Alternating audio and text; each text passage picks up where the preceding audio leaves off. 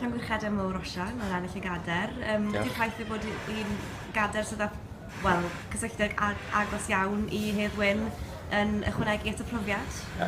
Ydy sicr fan arwyddocad fwy arbennig a mae'n braf cael y rhyddhad ym mlith sydd fwyaf o gael codi gan wybod falle na chafodd Hedd Wyn godi canrif yn ôl. Mae'n rhyddhad i fi fel rhywun sydd wedi gofod cadw gyfrinach ers chydig misoedd hefyd, jyst i gael heddiw drosodd a mwynhau'r diwrnod a gael sefyll i fyny, achos mae wedi bod yn wythnos Steddfod hir ac yn ddeufis hir o aros i gael deud pwy wedi ennill y cadair. Cafodd yr awdl beirniadaeth da iawn.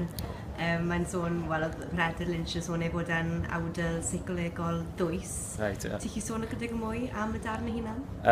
Wel, os ysbrydolaeth cychwynnol yr awdl oedd bod falle canrif yn ôl, bod y rhyfel mawr oedd yn lladd y rhan mwyaf o bobl ifanc ac o ddynion ifanc.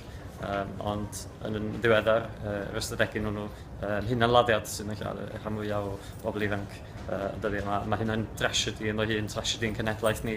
Felly yn eisiau meddwl sut fysa tragedy yn y cenedlaeth ni yn edrych heddiw a fysa prif gymeriad yn y tragedy yna yn llwyddo i oroesi neu beidio. Felly mi oedd yn harmoni'n seicolegol iawn, ond mi oedd hefyd mewn bywyd bob dydd. Mae yna profiadau dinesig o mywyd i yn y fo sydd yn gallu dangos bod o'n y byd go iawn fod o'n seicolegol. Felly gobeithio geith pobl las o'n i hefyd.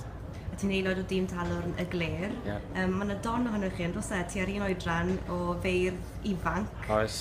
Beth sy'n cyflyru chi i fynd ati sgrennu? Pam ti'n meddwl bod y traddodiad barddol mor gryf ymhlith pobl ifanc fel ti? Dwi'n jyst yn meddwl achos bod o'n hwyl, os ti'n gwybod. Mae yna lot o'n i'n neud ofo'n gilydd a da ni'n mwynhau neud o, da ni'n neud pethau fel nosweithiau byw, da ni'n cyfansoddi fo'n gilydd, da ni'n tynnu coesau'n gilydd am bethau. Mae yna brawdgarwch a chwargarwch hefyd rhwng y beirdd i gyd a da ni gyd yn mwynhau neud o. Dwi'n meddwl dyna pam da ni wredig mewn rhywle fel Steddfod. Da ni'n cael y cyfle i dod ynghyd a mwynhau gwneud pethau fo'n gilydd. Bod barddoni'n rhywbeth unigol, mae yna gymaint o gymdeithasu'n rhan o'n. Mae'n mwynhau o jyst yn rhan mor bwysig o'n.